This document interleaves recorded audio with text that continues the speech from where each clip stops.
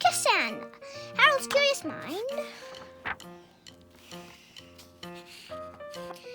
It was Saturday morning. A hippo and rhino named Berto and Turner. They are best friends. They went to the backyard to play together.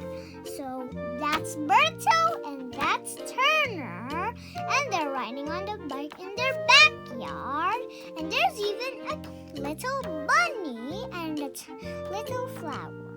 And on the tree, they are birds. This is the second page. Suddenly, they found a treasure chest. They tried to get it, but then a chicken appeared named Chicky and blocked Berto and Turner from getting the treasure.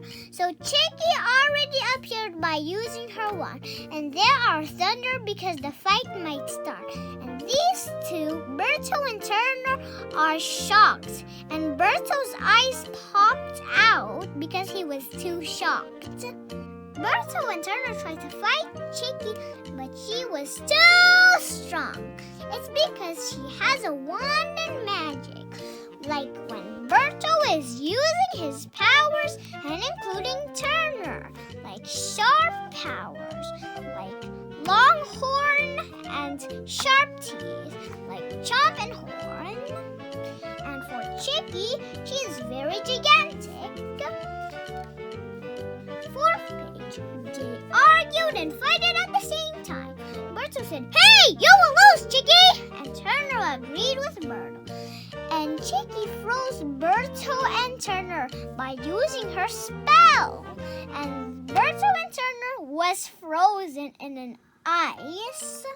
Berto used chop and Turner used horn.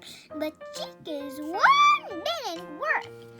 And Berto was chopping like eating, and Turner was using his horn like for pointing. It's like a needle, sharp as a needle. And Chicky was saying, "Ow, ow, ow," because those things are sharp.